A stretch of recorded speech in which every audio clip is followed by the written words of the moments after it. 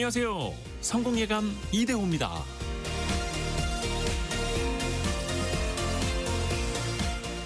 우리는 종종 껍질에 속습니다.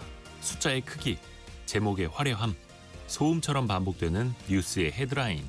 하지만 진짜 답은 언제나 그 안쪽, 단단히 숨은 알맹이에 있습니다. 생텍쥐베리는 어린 왕자에서 이렇게 말했죠. 가장 중요한 건 눈에 보이지 않아. 문제의 본질은 늘 조용합니다. 그래서 잘 보이지 않습니다. 주가의 등락보다 중요한 건 기업의 체력이고 유행하는 산업보다 중요한 건 구조의 변화입니다. 겉으로 드러난 현상은 결과일 뿐 원인은 언제나 한 겹 안쪽에 있죠. 껍질만 쫓다 보면 판단은 흔들리고 알맹이를 보면 선택은 단단해집니다. 위대한 투자자 워런 버핏이 가격은 당신이 지불하는 것이고 가치는 당신이 얻는 것이다 라고 말한 이유도 여기에 있습니다. 본질을 보는 능력은 타고나는 재능이 아니라 훈련의 결과입니다. 질문을 한 번 더 던지고 왜? 라는 말을 아끼지 않고 속도를 조금 늦추는 모습. 화려한 껍질을 벗겨내는 인내가 쌓일수록 알맹이는 더 또렷해집니다. 성공예감 이대호입니다. 시작합니다.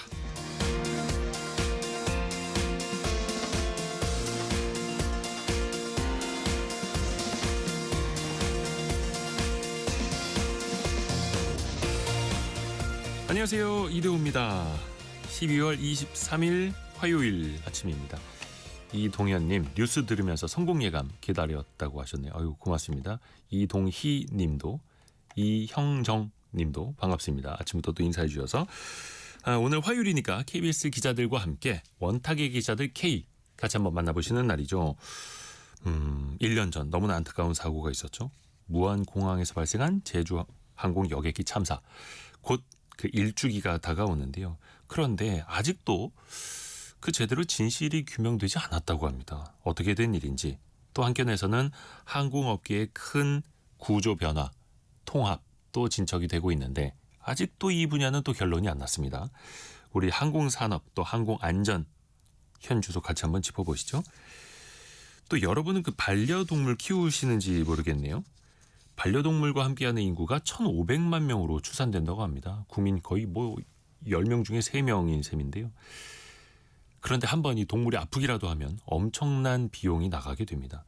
치료 방법에 따라서 또 지역에 따라서도 천차만별이라고 하는데요. 동물병원 그 진료비도 같이 한번 논의해 보시죠. 자, 오늘 경제상식 퀴즈 정답은요. 사람 이름입니다. 사람 이름을 맞춰주시면 됩니다. 세계 최고의 부자라면 얼마쯤 갖고 있을까요?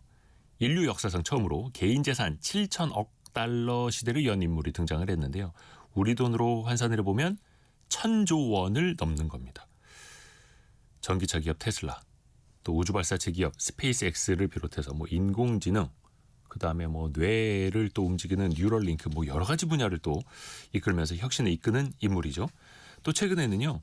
법원 판결로 그 스톡옵션 보상안이 다시 효력을 갖게 되면서 개인 재산이 더 급증하기도 했습니다. 흥미로운 건요. 세계 2위 부자, 구글의 공동 창업자죠. 레리 페이지와의 격차가 우리 돈으로 740조 원이 넘는다는 겁니다. 부자 1등과 2등 사이의 격차가 이렇게 벌어진 것도 참 이례적이고 처음 있는 일인데요. 이 인물은 누구일까요? 이름을 맞춰주시면 됩니다. 나준승님 이대호라고 보내주셨네요. 꿈이라도 꾸게 해주셔서 감사합니다. 혹시 어려우실까 봐 객관식으로 준비했는데요. 1번 빌 게이츠, 2번 워런 버핏, 3번 일론 머스크 중에서 골라주시면 됩니다. 짧은 문자 50원, 긴 문자 100원이 드는 샵 9730이나 KBS 콩이 열려 있고요. 추첨을 통해서도 다양한 선물 보내드립니다. KBS 콩, 유튜브는 언제든지 열려 있고요. 성공예감 이대호입니다. 자주 검색하시면 성공이 가까워집니다.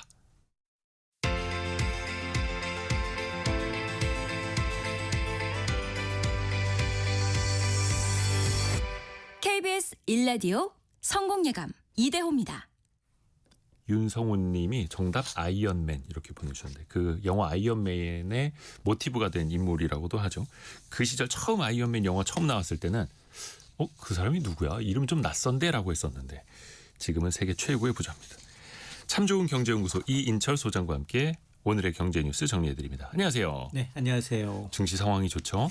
그렇습니다. 뉴욕 증시가 지금 산타랠리 기대감이 커지고 있습니다. 주요 3대 지수 기술주 중심으로 올랐는데요.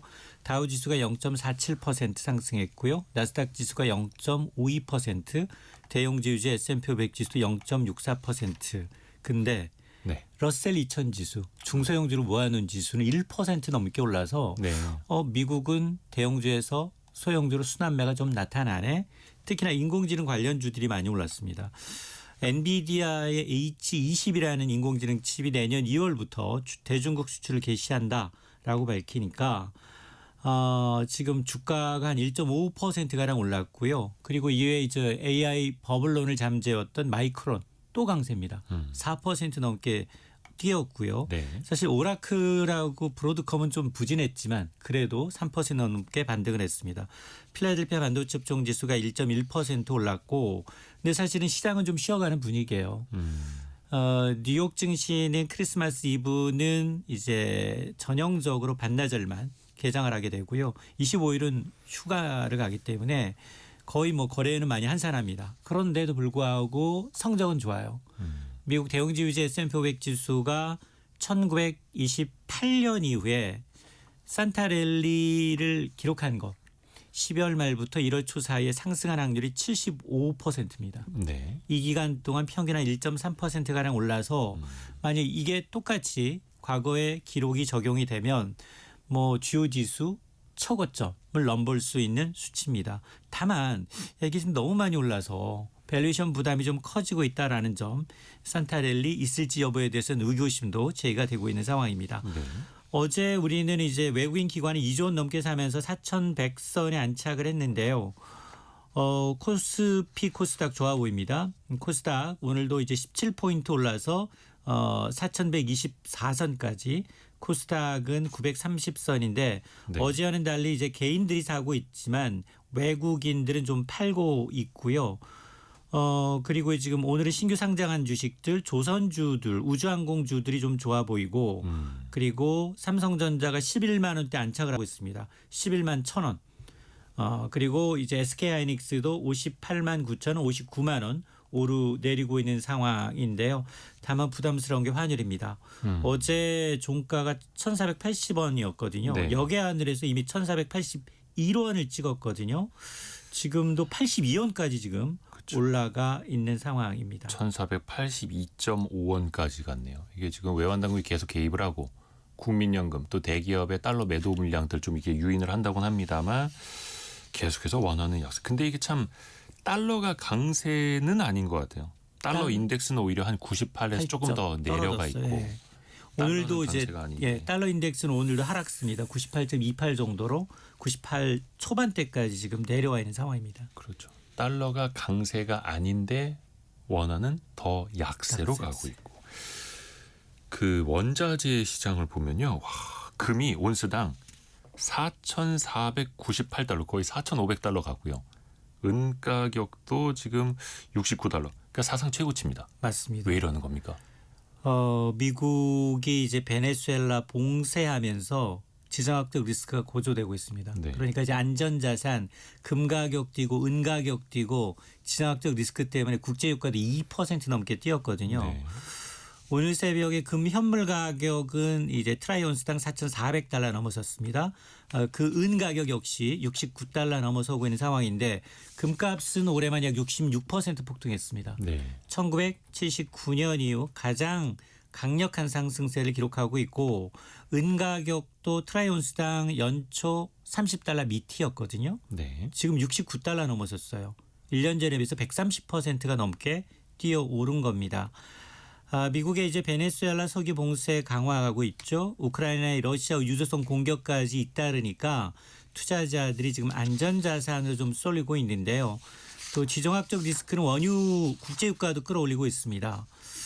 국제유가가 지금 이 서부텍사스산 중진류의 경우에는 배럴당 57달러, 북해산 브렌트의 경우는 61달러 선을 좀 넘어서고 있는데요. 이게 지금 이 지정학적 긴장감이 조금 해소되지 않는다면 또 다시 이제 이런 이제 상품 시장으로 이제 불안이 좀 이어질 수 있겠습니다. 그리고 우리나라 석유화학 기업 한때는 참 잘 나갔으나 지금 너무 어려운 상황이잖아요. 그래서 막 구조조정, 산업 개편하려고 하고 있는데 기업들이 사업 개편안을 제출했다고요? 맞습니다. 지금 중국발 공급 과잉 우려로 어려움을 겪고는 이제 우리 석유화학 업계 드디어 자구책을 내놓았는데요. 네. 여수, 대산, 울산 이른바 3대 석유화학 단지에 있는 16개 핵심 기업이 모두 이제 정부 로드맵에 맞춰서 산업 재편안을 제출했는데 네. 이번 자구책의 핵심은 설비를 감축하겠다라는 겁니다. 사실 지금 공장 돌릴수록 손해가 나고 있거든요. 이런 생산의 역사를 끊어내기 위해서 업계 자율적으로 최대 370만 톤 규모의 설비를 줄이겠다라는 뜻을 모은 겁니다. 정부는 이제 이 계획이 성공하게 되면 좀 이제 고부가가치 제품으로 체질 개선이 좀 이어지지 않겠느냐라고 이제 기대를 하면서 전폭적인 지원을 약속하고 있는데요. 내년 상반기 중으로 뭐 금융, 세제, R&D 지원을 묶음으로 해서 맞춤형 패키지를 이제 발표할 예정인데 다만 이제 넘어야 할 산도 꽤 많습니다. 최근에 인상된 산업용 전기요금 또 시설 양도 과정에서 발생하는 각종 세금 부담 이런 것들이 구조조정에 좀 걸림돌이 되지 않겠느냐. 그래서 이제 정부의 실질적인 비용 완화 부담 대책을 좀 호소하고 있는 상황인데 네. 물론 뭐 석유화학 업계 뭐 자구책 첫 발은 떼긴 뗐지만 과연 이제 신속한 실행으로 과연 이어질지 여부를 좀 더 지켜봐야겠습니다. 그리고 내년 1분기 전기요금은 동결되는 거죠? 맞습니다. 고환율 부담과 물가 상승 우려 속에 내년 1분기 전기요금이 동결됐습니다. 한국전력이 이제 1kW당 플러스 5원의 연료비 조정 요금을 현행 그대로 유지하겠다라고 얘기를 했고 정부도 이를 승인했는데요. 네. 전기요금 뭐 여러 가지로 구성이 됩니다. 기본요금, 전력량요금, 기후환경요금, 연료비 조정요금. 여기는 이제 연료비 조정요금은 이제 탄력적이죠. 단기적인 에너지 가격을 변동해서 반영하는데 한전이 분기마다 발표를 합니다. 사실 최근에 국제 연료 동향만 따지면 요금 내려야 합니다. 그런데 사실 이제 내년 1분기 단가는 이제 플러스 5원이 아니라 마이너스 5원 정도가 돼야 되는데 그럼에도 불구하고 지금 물가 또 원달러 환율이 이제 1,400원대 중후반까지 치솟다 보니까 그렇죠. 잘못하다가는 전기요금까지 올릴 경우에는 서민 경제 충격이 너무 크다라는 이제 판단을 한 것으로 보이고요. 사실 한전이 올해는 좀 꽤 이제 돈을 벌었어요. 3분기까지 누적이익이 11조 원을 넘었지만 워낙에 그동안 부채가 200조 원을 넘었었거든요. 네. 그러다 보니까 지난 이제 러시아 우크라이나 전쟁 당시 급등했던 에너지 가격 제대로 반영하지 못해서 이 부분이 너무 쌓였기 때문에 한전의 재무 상황도 좀 감안한 것으로 보이는데요. 그럼에도 불구하고 지금 뭐 국제유가 내려서 이제 한전이 좀 여유가 있다 하더라도 경영 정상화를 위한 이제 강도 높은 자구 노력은 좀 필요해 보입니다. 자, 그리고 쿠팡에 대해서 저 여론의 문매 쏟아지고 있는데 국세청이 좀 나섰어요. 맞습니다. 국세청이 이례적으로 지금 이제 특별 세무조사합니다. 예. 5년마다 하는 이제 정기 세무조사가 아니라 조사 인원만 150여 명이에요. 일반적으로 정기 조사만 100명 정도니까 1.5배 훌쩍 뛰어넘는 수준입니다. 여기다 이제 국제 거래 조사국까지 투입합니다. 자, 이 얘기는 국내 법인뿐만 아니라 미국 본사와의 자금 흐름 전반을 정말 정밀하게 들여다보겠다라는 취지인데요. 표면적으로 이제 이 조사 대상은 물류자회사지만 국세청의 진짜 타겟은 쿠팡의 지분 100%를 가진 미국 델라웨어 본사를 향하고 있습니다. 한국 법인에서 발생한 이익이 어떤 경로로 미국 본사로 이전되고 있는지 그 과정에서 세금 탈루나 부당한 거래가 없었는지 정밀하게 들여다보겠다라는 건데요.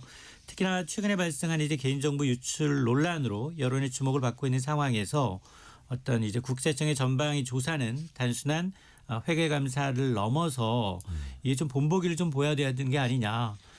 세무조사의 목적이 진실을 밝히는 것이긴 하지만 기업의 어떤 투명성, 지배구조, 사회적 책임까지 검증받는 무대가 될 것으로 보입니다.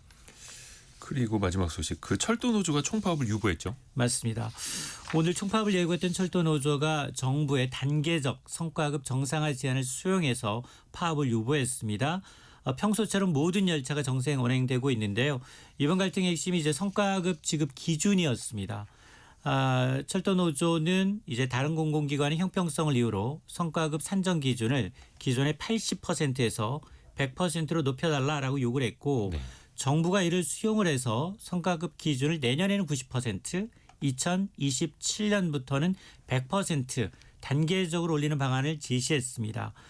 잠시 후 이제 오후 2시에 열리는 이제 공공기관 운영위원회에서 결정하게 되는데 아마 이제 우려했던 철도 대란은 피할 수 있을 것으로 보입니다. 참 좋은 경제연구소 이인철 소장이었습니다. 고맙습니다. 네, 고맙습니다.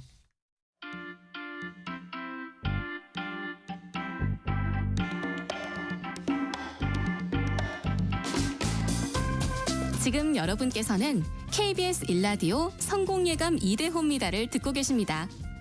프로그램에 참여하신 청취자 여러분께는 추첨을 통해 아름다운 식탁 창조 주비푸드에서 뿌리 담은 리얼 생와사비를, 쉽고 빠른 판촉물 제작 시너지 기프트에서 고속 충전 마우스패드를, 그리고 성공예감에서 준비한 커피 쿠폰을 보내드립니다. 당첨자는 성공예감 2대호입니다 홈페이지에서 확인하세요.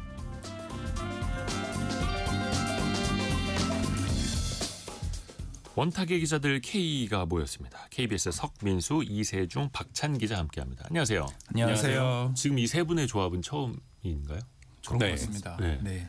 뭔가 신선할 것 같은 바람입니다. 네, 그런 느낌이 들어야 되는데 바람입니다. 근데 첫 번째 우리가 다뤄야 될 이슈가 좀 무거운 겁니다.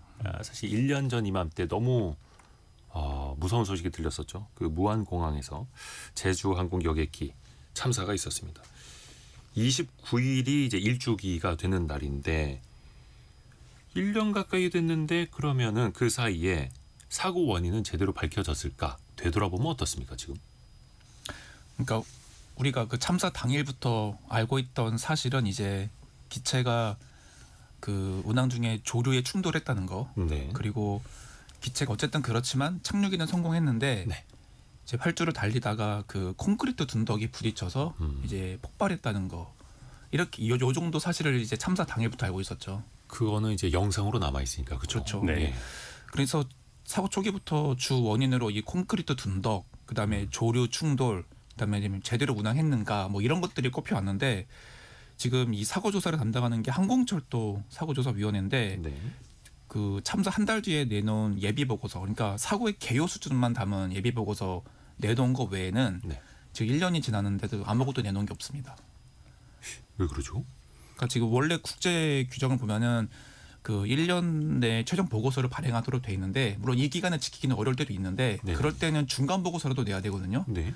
근데 지금 여러 가지 진통이 있다 보니까 지금 아무것도 내놓은 게 사실 없는 상황입니다.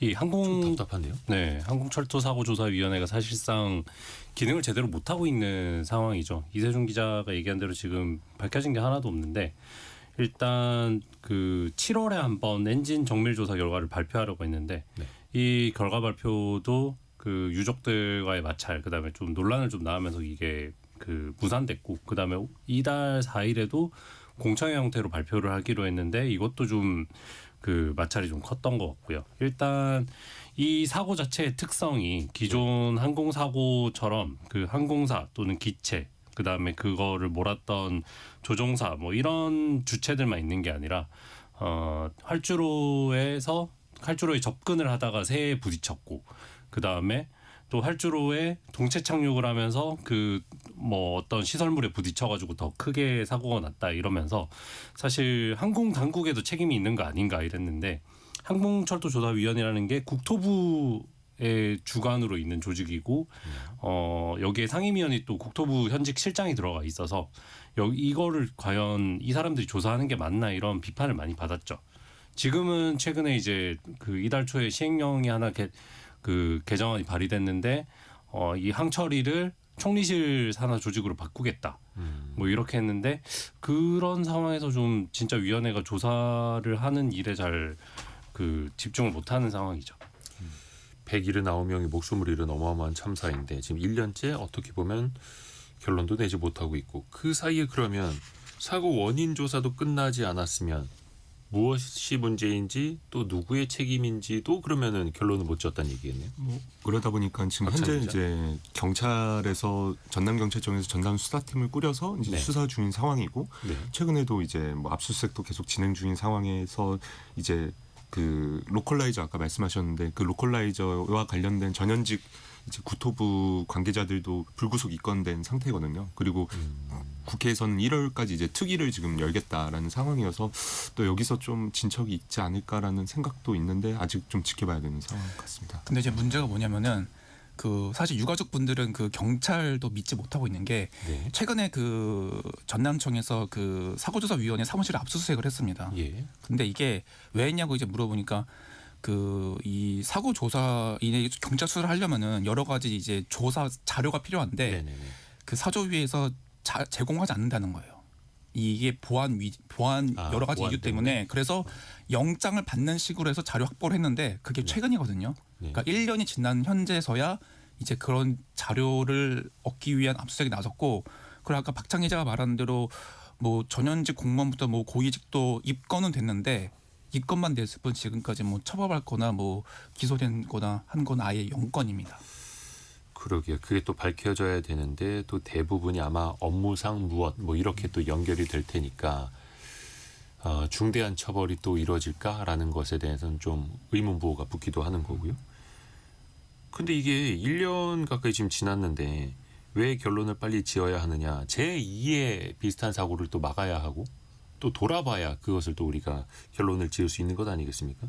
안전 문제는 그 사이에 좀 나아졌을까요? 일단 지금 뭐 사고의 하나의 원인으로 지목된 그 로컬라이저 그러니까 이착륙을 도와주는 시설물인데 이게 사실 그 활주로의 오버런 그러니까 뭐 좀 활주로를 벗어나서 착륙할 때 여기 부딪힐 수 있으니까 이건 굉장히 무너지기 쉬운 구조로 돼 있어야 되고 그렇죠. 예, 비행기를 막지 않아야 되는데 그게 콘크리트로 돼 있었으니. 네. 그러니까 그 문제에 대해서는 지금 살펴봤더니 무안공항뿐 아니라 김해, 사천, 여수, 포항, 제주, 광주 이렇게 다양한 국내 공항에서 이렇게 이런 시설물이 있어가지고 이거를 공사를 하려고는 하는데 뭐 아직까지 삽을 뜬 데가 광주 정도라고 하고요. 다들 설계 단계거나 아니면 입찰 단계인 상황입니다. 근데 이제 뭐 정부에서는 이것도 뭐 지난 17일이죠. 며칠 전에 시행령을 개정해서 이렇게 하면 안 된다는 규정은 만들어 놓은 상태고요. 그리고 뭐 버드 스트라이크 같은 경우에도 공항이 좀 적극적으로 책임져야 하는 거 아닌가, 적극적으로 탐지해야 되는 거 아닌가는 지적이 나왔는데 그래서 뭐 조류 탐지 레이더를 도입한다거나 아니면 관련 인력을 좀 배치를 한다거나 그런 보안책은 마련됐는데 사실 이 공항의 입지 자체가 철새 도래지 근처에 있을 때 우리가 철새 도래지를 옮길 것이냐, 철새 이동 경로를 우리가 뭐 바꿀 것이냐, 그렇지 않은 한 이게 계속되는데 그런 근본적인 문제에 대한 접근은 아직 없어요. 아니 그러니까요. 이게 사실 물론 뭐 공항의 구조를 바꾸기 위해서는 규정부터 바꿔야 하는 게 뭐 절차상 맞는 일이기는 한데 최악의 참사를 겪었음에도 그게 또 생각만큼 빠르게 변하지 않는다라는 게 또 한 번 더 우리를 놀라게 합니다. 그 제주항공이 저비용 항공사 LCC이지 않습니까? 뭐 예나 지금이나 그 1위인 거는 변함은 없습니까? 산업 내에서 입지는? 뭐 원래 사실 제주항공이 다른 LCC에 비해서 뭐 여객이나 취향지나 이런 모든 면에서 1등은 해왔었죠. 그래서 사실 지금도 1위라고는 하는데 근데 말이 1위지 사실 LCC 업계 자체가 지금 워낙에 그 출혈 경쟁이 심하다 보니까 그 적자 재정난이 심하거든요. 그래서 제주항공도 사실은 지금 재정 상태가 굉장히 어려운 상황이고요. 지금 보니까 최근에 그 참사 당시 대표였던 김희배 사장이 유임됐다고는 보도도 나왔더라고요. 그래서 뭐 아마도 제주항공 사태가 끝나지 않아서 사고 수도 책임지고 그리고 이제 불황 이런 경영 위기도 극복하라는 것 같은데 이제 문제는 그 최근 대한항공 아시아나 통합이 추진되면서 관련 LCC 회사들 뭐 에어부산이나 뭐 에어서울 뭐 소속인 진에어 이 통합 LCC가 나온다면 사실 제주항공 1위 자리도 아마 바뀔 수 있는 그런 상황에 놓이긴 했습니다. 그러면 대한항공과 아시아나항공의 통합 사실 원탁의 기자들에서도 여러 번 다뤘는데 이거는 뭐 인류가 풀지 못한 무슨 뭐 미스테리 수건 사업 같은 겁니까? 왜 아직도 안 되는 겁니까? 지금도 진행이 되고 있죠. 스케줄에 따라서 진행이 되고 있고 예. 그다음에 그 풀 서비스 캐리어 그러니까 그 저병항공사의 반대말인데 이 대한항공과 아시아나항공 큰 몸체를 통합하는 거는 내년 1분기를 목표로 하고 있습니다.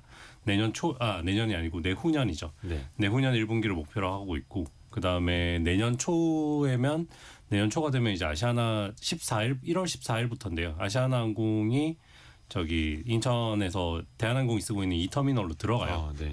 그런 절차는 진행되고 있는데 문제는 이제 여기서도 공정위가 계속 관리 감독을 하는데 여기서 계속 좀 안 좋은 얘기가 많이 들리고 있죠. 그러니까 통합을 하기 위한 일종의 절차 같은 거는 실무적인 거는 이어지고 있는데 공정위에서 아직 도장을 안 찍어줬다. 그렇죠. 네. 그러면은 뭐 연내 승인 뭐 해봐야 뭐 지금 일주일 정도밖에 안 남았으니까 쉽지는 않아 보이고요. 소비자 입장에서 보면 어떨까요? 특히 이제 소비자 입장에서 보면 마일리지 통합안 이거 관심들 많으시잖아요. 그렇죠. 그래서 그 마일리지 박찬 기자. 네. 또 있고 이제 뭐 그 운임 가격도 있고 여러 가지에 대해서 공정위가 이거에 대해서는 여러 제한 조치를 걸고 있고 특히나 네. 마일리지 통합 같은 경우에는 최근에 두 번째로 통합을 어떻게 할지에 대해서 공정위가 반려를 한 상황이어가지고 네. 이게 지금 좀 현안으로 좀 볼 수 있을 것 같습니다. 그렇죠. 말씀하시죠. 일단 그 헤비 성일 유저들 사이에서는 그 탑승 마일리지 같은 경우에 1대1로 그러니까 아시아나의 탑승 마일리지로 쌓은 마일을 그대로 대한항공 마일로도 인정해주겠다. 그 다음에 우리가 근데 마일리지를 모을 때 카드를 쓰면서 제휴 포인트로 많이 모으잖아요. 네. 이 마일리지는 아시아나와 대한항공의 그 마일리지 값이 좀 달라요.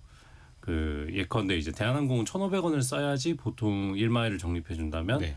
아시아나는 이제 1,000원만 써도 1마일을 적립해 주는 그래서 단가가 좀 다르다. 네. 그래서 아시아나 제휴 마일리지를 0.82마일로 인정해 주겠다. 아시아나 1마일을 0.82마일로 인정해 주겠다. 이런 안이 발표가 됐었고 네. 사실 이 안에 대해서는 뭐 특별히 이견이 지금 있다고 보기는 어려운데 공정위가 지금 계속 우려를 비추고 있는 포인트는 마일리지 사용자 중에서 1만 마일 이하 그러니까 소액 마일리지죠. 네네. 소액 마일리지를 가지고 있는 분들이 굉장히 많은데 이 소멸될 때 보면 다 소액으로 소멸되거든요. 근데 이 소액을 뭐 어디 항공권이라도 끊으려면 굉장히 제약 조건이 많고 이러니까 좀 쓸 수 있는 용처를 좀 다양히 하고 좀 쓸 수 있는 방안을 마련을 해주는 게 좋을 것 같다. 이렇게 얘기를 하는 것 같아요. 기자분들은 마일리지 좀 써보셨어요? 제가 소액 마일리지를 많이 네. 쌓여가지고 그 어디 쓸 데가 많이 없더라고요. 그래서 살 수 있는 게 뭐 그 마일리지 몰이라고 하는데 이제 온라인 몰. 가도 뭐 살 수 있는 게 제한적이다 보니까 저는 해봤자 생수 이런 거 싸봤던 경험이나 있던 것 같은데. 근데 이세준 사실 씨는요? 이용자들 중에서 그런 생필품 살려고 마일리지 모으는 사람은 없을 거예요. 그렇죠. 그렇죠. 그래서 마일리지 사는 이유는 사실은 그걸로 그 좌석을 사거나 혹은 내가 업그레이드 구매한 하거나. 좌석을 업그레이드하기 위한 건데 네. 이제 계속해서 가지는 불만이 이게 거의 1년 전에 열렸을 때 예매하는 것도 상당히 너무나 어렵다. 아, 그렇죠. 워낙에 그 공급이 적다 보니까 이제 그 계속 마일리지는 계속 누적이 쌓이곤 있는데 이걸 쓰는 게 너무 어렵다. 그래서 사실 공정위도 그런 차원에서 지금 퇴짜를 놓은 건데 이게 벌써 두 번째거든요. 이게 마일리지 통합이라는 게 기업 승인 조건인데 원래라면은 그 인수 이후에 6개월 이내에 통합안 제출해서 승인을 받으려고 했단 말이죠. 대한항공에서는. 근데 지금 6월에 처음 냈다가 9월에 안 된다 퇴짜 맞았고 그래서 또 냈더니 이제 이번에 또 12월에 퇴짜를 맞은 거거든요. 그러니까 이미 6개월은 지났고 아마 수개월은 또 더 걸리지 않을까. 그래서 대한항공에서는 지금 또 다른 안을 마련하겠다고 했는데 아마도 일정 타임테이블에 좀 차질이 가지 않을까 이런 것도 우려가 됩니다. 이것도 이렇게 오래 걸릴 일인지 모르겠습니다. 그 사이에서 또 혼란스럽고 답답한 건 소비자 분들인데 저 같은 경우에도 그 마일리지가 소액일 때는 온라인 그 마일리지 활용 가능한 몰에 들어가 보잖아요. 뭐 대한항공이나 아시아나에서 운영하는. 근데 생필품 사기에는 아까운 거예요. 아니 왜냐면 저 인터넷 최저가가 보이는데 그거보다 훨씬 더 비싼 값으로 내 마일리지 여기다 써야 되나? 근데 항공권으로 하기에는 말씀하신 것처럼 거의 1년 전에 예약을 해야 되다 보니까 일정에 대한 되게 불확실성도 있지 않습니까? 네. 그러니까 소비자들은 지금 너무 불만인 게 그래서 내가 지금 빨리 써야 이득인 건지 아니면 좀 미뤄야 되는 건지 또 가족끼리 통합을 해야 되는 건지 뭐 아시아는 가지고 있는 사람 대한항공 말리 가지고 있는 사람 이게 다 제각기 다 상황이 다 다른데 지금 어떻게 해야 될지 정보값이 없다 보니까 내가 손해를 볼까 봐 지금 다들 걱정하고 있는 거죠. 잠재적으로 두 항공사가 통합됐을 때는 앞으로 마일리지 쓰기가 더 힘들어질 거라는 불안감도 사실 있는 것 같아요.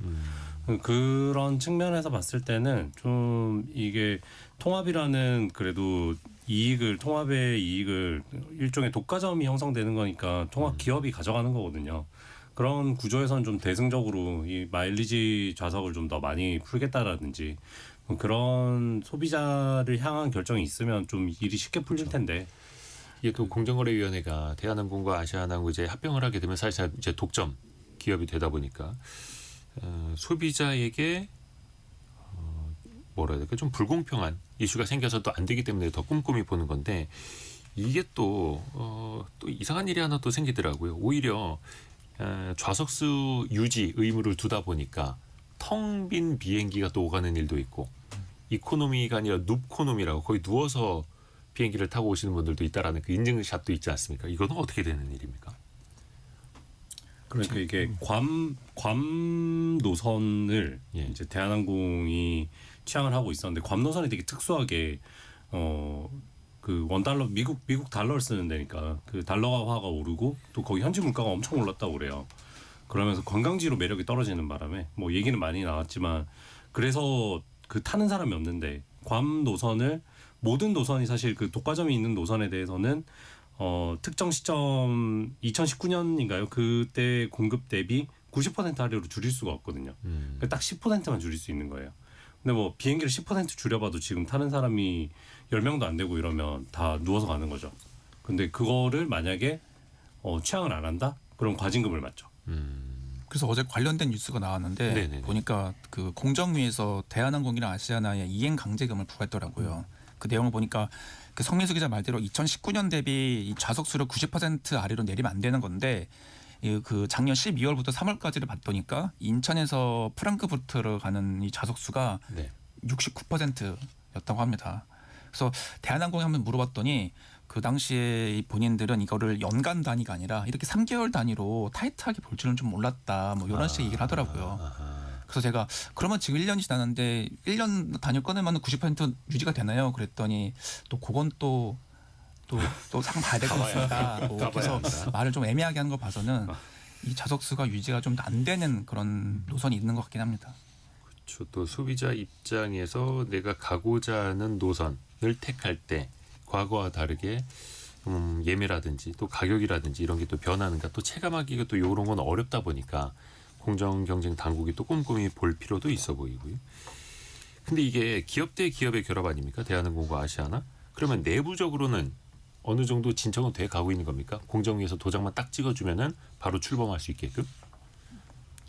그 내부적으로도 보니까 이제 좀 정리해야 될 문제가 적진 않은 것 같아요. 이 통합이라는 게 당연히 진통이 따를 수밖에 없는데 게다가 대한항공과 아시아나가 체급이 워낙에 다른 회사다 보니까 그 내부 직원들 얘기를 들어보면 이 연봉이나 복지 이런 것도 너무 다르기 때문에 대한항공 직원은 대한항공 직원은대로 불안하고 이 아시아나 수준으로 깎일까 봐. 아하. 또 아시아나 같은 경우는 우리가 흡수 통합되는데 좀 피해 보는 거 아닌가 뭐 이런 우려도 있고 그래서 기업 문화도 다르고 그래서 아직은 내부적으로는 직원들은 불안감이 좀 많은 상태긴 하더라고요. 규모도 다르고 또 재정 상태도 많이 달랐기 때문에 그렇죠. 네. 그러면 이 기존 직원들 사이에 차등을 둬야 하는 건지 차등을 없애야 하는 건지 이것도 고민이겠네요. 그 업계에서 이제 뭐 얘기가 나오는 거는 사실 대한항공이 아시아나를 인수하기 전에 그러니까 화학적으로 결합하기 전에 아시아나 분리 경영을 하면서는 아시아나 직원들이 좀 회사를 떠날 수도 있지 않을까? 뭐 이렇게 생각을 했던 것 같아요. 근데 그게 이제 그 그라운드 업무직에서는 좀 일어났는데 그 항공 승무원, 운항 승무원이라든지 아니면 그 객실 승무원 같은 경우에는 그런 게 전혀 뭐 유의미한 숫자로 보이지 않아서 결과적으로 다 조직을 합쳐야 되는데 문제는 이제 여기는 굉장히 노동 집약적이고 사람이 일을 하는 곳인데 또 두 조직이 문화가 되게 달랐다고 해요. 그래서 그 문화가 달랐던 조직이 이제 합쳐져서 같이 일하면 거기 현장에서도 좀 마찰음이 많이 있지 않을까 이렇게 우려를 하더라고요. 뭐 어느 조직이나 이제 합쳐지고 나면은 또 그 왜 흔히들 화학적 결합이라고 하는데 그 과정도 또 되게 중요하죠. 주주들에게는 어떨까요? 이게 합병 비율이라는 게 정해져야 하지 않습니까? 합병 비율도 당연히 존재하고 예. 거기다 특히나 그 합병에 시너지 효과가 있어야 되는데 그게 지금 현실적으로 뭐 보이는지에 대해서도 많이 의문은 업계에서 있는 것 같더라고요. 특히나 네.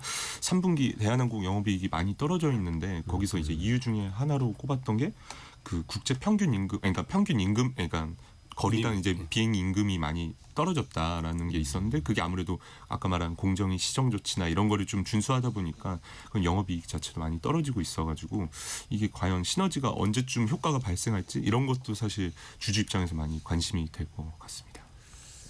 또 뭐 아시아나항공도 그렇고 좀 서로 간에 본인들이 갖고 있는 회사의 가치가 더 높게 평가되길 바라는 거는 뭐 팔이 안으로 굽는 것처럼 당연할 텐데 여기서도 또 진통이 될 수도 있겠고 최근에 증시 참 화랑인데 항공주들은 좀 좋지 않더라고요. 네. 외국인 관광객 많이 들어온다고는 합니다만 코로나 이후에 뭔가 굉장히 크게 회복될 것 같았는데 사실 코로나 때 항공사들이 의외로 괜찮았잖아요. 화물 운송하고 네. 인건비 줄이고 뭐 이렇게 하면서 의외의 흑자들을 많이 냈었고 근데 또 코로나가 끝나고 나니까 생각보다 이 그때의 타격을 입었던 뭐 비행기 현황 그 상태라든지 뭐 이런 것들을 다 되돌리고 서비스를 원래대로 되돌리는 과정이 그렇게 순탄치는 않은 상황이죠. 경쟁도 많이 심해졌고요. 그러게요. 아까 이배영님은 독점을 하려고 할 것이기 때문에 독점을 주면 안 됩니다라는 의견도 보내주셨고요. 박영은님 독과점은 쿠팡 같은 회사를 만듭니다라고 지적을 해주셨고요. 그리고 신승호님 마일리지를 킬로미터 리지로는 안 바꾸는 걸까요? 이게 또 외국에서 유래된 거다 보니까 마일리지라는 표현 자체가. 김수진님 마일리지 안 주고 그냥 표를 싸게 파는 건 안 되나요? 또 이런 질문도 주셨고요. 그러니까 소비자 입장에서 참 답답한 거죠. 마일리지 내 돈이고 항공사의 그 재무제표 보면은 분명히 이거는 부채로 계산이 되는데 그렇죠. 소비자의 돈인데 오히려 소비자가 소비자의 돈을 쓰기가 참 힘든 상황. 고쳐나가야죠 또. 경제상식 퀴즈 한 번 더 내드리고 저희가 두 번째 이슈로 넘어갑니다. 오늘 참 쉽습니다. 전 세계에서 돈이 가장 많은 사람, 재산이 가장 많은 사람, 부자 1위를 맞춰주시면 되는데요. 최근 이 사람의 재산이 우리 돈으로 1,000조 원을 넘어섰습니다. 1,000조 원. 그 테슬라 CEO이기도 하죠. 초대형 스톡 옵션을 법원이 다시 인정해주면서 재산 가치 급증을 했죠. 또 최근에는 우주 발사체 그 기업 스페이스X의 기업 가치가 더 높아질 거라는 기대감도 더해지고 있고요. 세계 2등 부자와의 격차가 우리 돈으로 740조 원에 달합니다. 그냥 지구상에 한 명 있는 사람 80억 중에 1인데요. 박용준님 정답 샤인머스켓이라고 보내주셨고요. 저희가 객관식으로 내드렸었는데 1번 빌 게이츠, 2번 워런 버핏, 3번 일론 머스크 중에서 맞춰주시면 되는데요. 6577님 저는 핸드크림 살 때 꼭 머스크 향으로 삽니다라고 보내주셨고요. 오성민님 저는 다시 태어나도 못 만져볼 재산이네요라고. 뭐 전 세계 80억 인구가 다 똑같은 생각일 겁니다. 2600 이 사람은 미래에서 온 남자일 것 같아요라고 보내주셨고 3003님은 진짜 화성 여행도 가능할 것 같아요라고. 이남기님 천재이면서 괴짜 같아요. 재산은 진짜 부럽네요라고 보내주셨네요. 이 사람도 직접 자기가 얘기를 했죠. 세상에 그 수많은 혁신을 일궈냈는데 내가 정상일 거라고 생각을 하면 그게 착각이라고. 그렇죠. 그렇기에 또 이제 세상을 또 바꿔나가는 전 세계 1등 부자인 거고요. 자, 1번 빌 게이츠, 2번 워런 버핏, 3번 일론 머스크 중에서 맞춰주시면 됩니다. 짧은 문자 50원, 긴 문자 100원이 드는 샵 9730 그리고 KBS 콩이 열려 있습니다.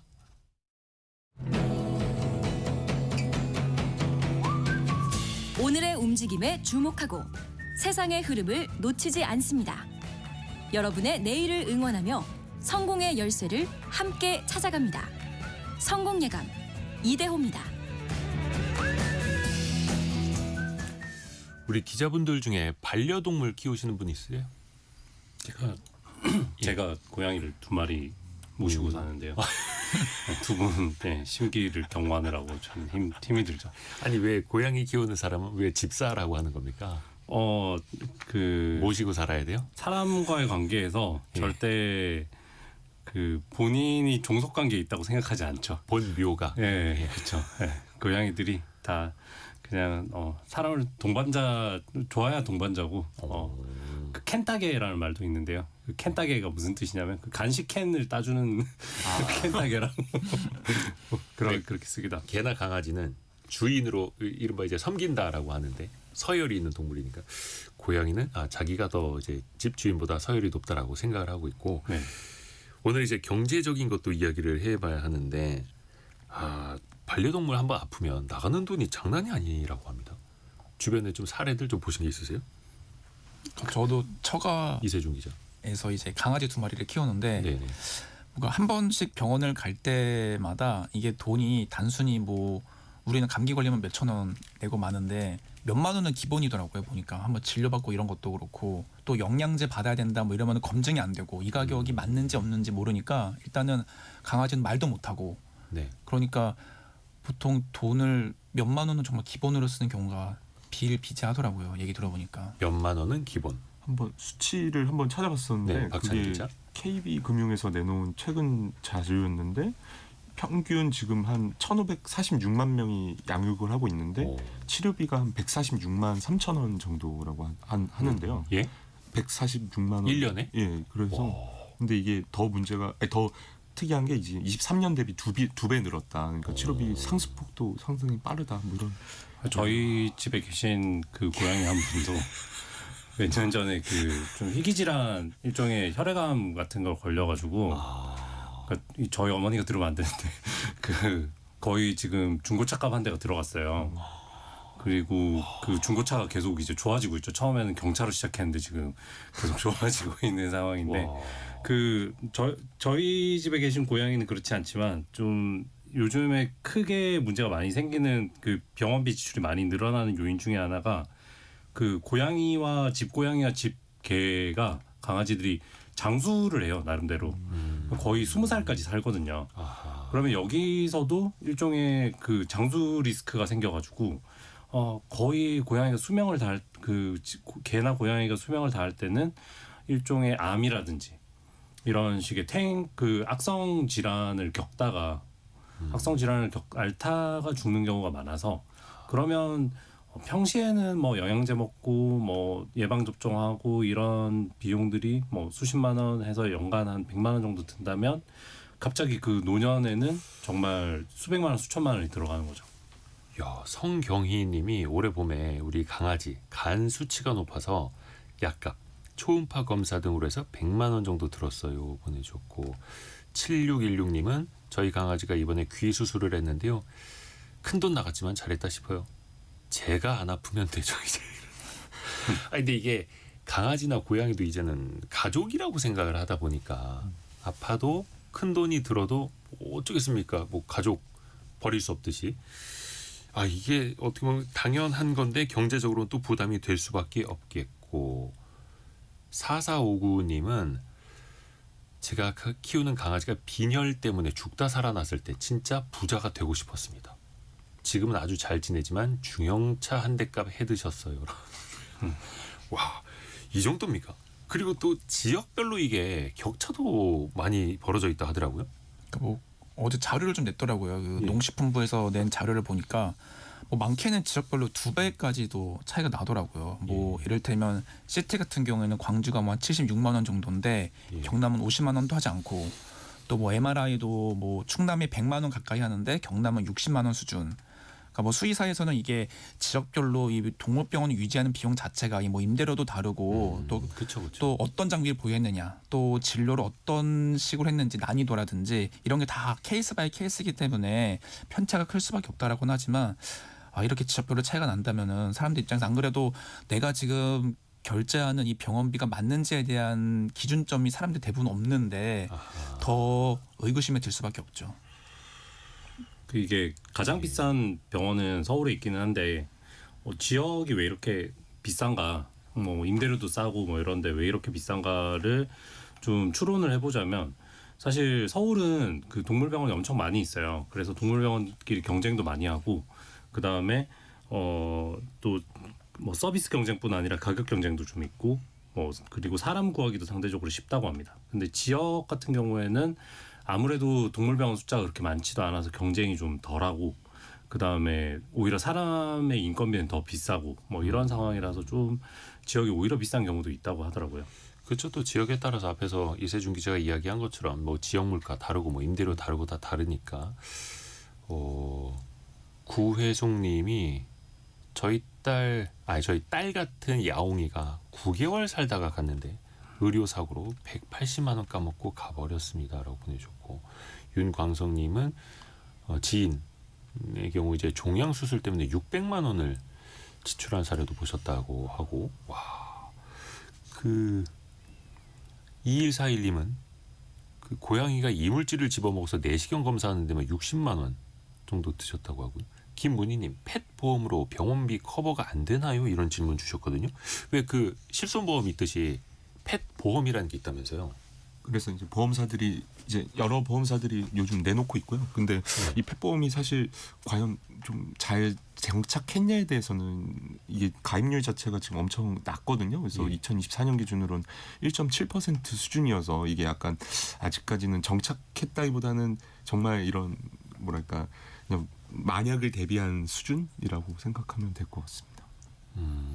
실질적인 도움은 어떻습니까? 그러면?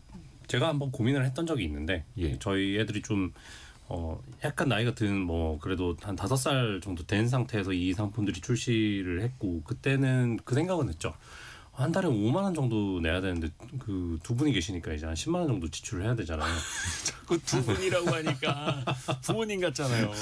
예, 고양이 두 그래서 마리. 고양이 2마리에 대해서 이렇게 지출을 해야 되나, 차라리 그러면 이 5만 원을 1년치 모았다가 건강검진을 한다든지 뭐 이렇게 필요한 뭐 스케일링을 한다든지 이런 치료를 해주는 게 낫지 않을까, 그렇게 생각을 했는데, 또 그렇게 해서 가입을 안 했는데 이렇게 대형 사고 큰 병에 걸리고 나니까 뭐 지출이 진짜 상상 이상으로 드는 거죠.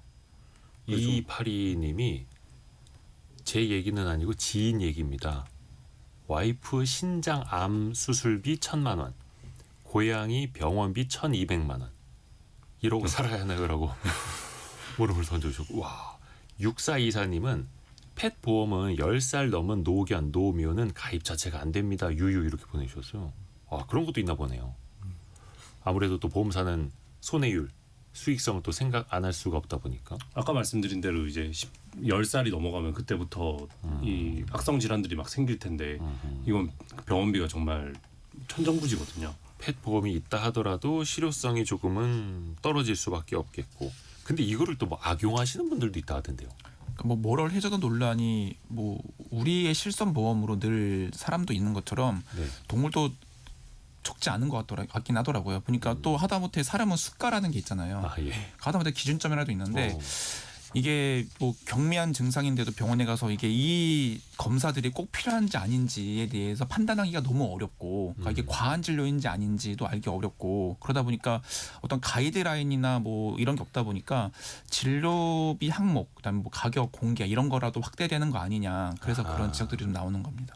그리고 우리는 반려동물을 등록하는 그 등록제가 사실 굉장히 진척이 안 됐어요. 그 유럽 같은 경우에는 뭐 그 반려동물의 뭐 20%, 40% 뭐 이렇게까지 반려동물 보험에 가입하고 있다고 하는데, 우리는 뭐 1.7%라고 하는데 1.7%라는 게 그거밖에 안 돼요? 결국에는 전체 반려동물 모수도 추정이에요. 아, 등록을 안 하니까. 그렇죠, 그렇죠. 그래서 이게 몇 %인지 가늠을 할 수 없고, 사실 이 펫보험이라든지 뭐 수가 얘기를 하려면 반려동물이 있다는 거를 등록하는 절차부터 좀 활성화를 시켜야죠. 그러네요. 그 비용 문제도 그렇고, 그 외에 표준 수가제라는 거를 이제 이야기가 나오더라고요. 이게 사실 제안이 나온 거는 되게 오래됐던데요. 뭐 여러 차례 국회에서 논의를 하려고 했고, 하지만 그때마다 이제 수의사 단체나 이런 좀 이익 단체들에서 반발이 있다 보니까, 그래서 항상 무산이 되다가 이번 정부에서도 추진하겠다고 밝혔고, 그 다음에 현재 국회에도 이제 의원 발의가 돼 있는 상태입니다. 그러니까 사람처럼 네. 뭔가 표준 수가를 만들어서 진료비를 좀 투명하게 하고 정부도 좀 관여를 할 수 있게 하겠다라는 건데, 당연히 뭐 수의사 단체는 뭐 수익성 내세워서 좀 반대를 할 수밖에 없을 테고. 뭐 수의사들 논리를 들자면은 이게 동물 진료라는 게 그 동물이 너무나 다양하고, 그리고 이게 어떻게 어떤 환경에서 이 애가 자랐는지 뭐 너무나 케이스 바이 케이스이기 때문에 이게 사실상 획일화하는 게 상당히 어렵다라고는 하는데 저의 개인적인 생각으로는 사람도 마찬가지 아닌가라는 생각이 들어요. 다 케이스 바이 케이스 아닌가 따지면. 하지만 우리가 모든 사회가 최소한 어떤 기준점을 마련하는 거는 좀 필요하지 않나. 라는 생각이 전 들긴 합니다. 제가 방금 그 이야기를 듣고 떠오른 얘기가 있는데 네. 제 예전에 수의사인 지인이 그 병원에 갑자기 사마귀가 들어왔대요, 환자로. 예? 환자로 사마귀 곤충? 반려 사마귀도 있어요. 이런 경우에 이세준 기자가 얘기한 대로 이거를 과연 표준화해서 수가를 받을 수 있나 뭐 이런 생각도 들기는 하죠. 사마귀 앞발에 어떻게 깁스를 그런 이유였다고 합니다. 그런데 이제 이제- 사랑하니까 사랑하니까 가족이었으면 네. 근데 뭐 정부에서 표준화를 한다고 하면 뭐 많이 기르는 개와 고양이를 대상으로 좀 해볼 만하죠. 해볼 만은 한데 여기에도 좀 뭐 공정거래법이라는 제약도 좀 있고 여러 가지 현실적인 한계가 있어서 좀 논의를 좀 크게 해서 그 이렇게 방향을 좀 잡았으면 좋겠습니다. 저는 사실 근데 이게 빨리 진척될까에 대해서는 조금 그 걱정이 되는 게 그 여기 아까 이제 수의사 단체 이세준 기자가 말했다시피 수의사 단체가 반대하는 논리 중에 하나가 공보험이 없다. 우리 쪽은 완전한 민간 영역이다. 그러니까 건강보험이 우리는 없기 때문에 우리가 왜 그런 기준값이 필요하냐라는 논리거든요. 그래서 그러네. 그러면 누가 이걸 또 기준값을 잡고 어느 부처가 할지 심지어 이 논의 과정에서 보니까 이제 뭐 여성가족판부 그러니까 저 성가족판부에서도 이제 자기 쪽 일일 수도 있다라는 식으로 말을 하더라고요. 그래서 그런 보면 이제 어느 부처가 또 키를 잡는지도 참 이게 비용보다 앞으로 어떻게 해 나가야 할지 또 이렇게 반려동물 함께 사는 인구가 늘어날수록 고민이 더 커질 것 같습니다. 1300님 그 동물의 치료비 때문에 남편과 불화의 원인이에요. 이렇게도 보내주셨고 6660님 부모 자식에게 잘합시다라고 보내주셨습니다. 뭐 생각은 다 다를 수 있으니까요. KBS 석민수, 이세중, 박찬 기자 함께했습니다. 고맙습니다. 감사합니다. 저희가 2부에서는요. 운전자 없는 로봇 택시, 자율주행, 그 전 세계 자율주행 기술의 세계로 같이 한번 떠나보겠습니다. 잠시 뉴스 들으시고요. 10시 5분에 금방 다시 뵙겠습니다.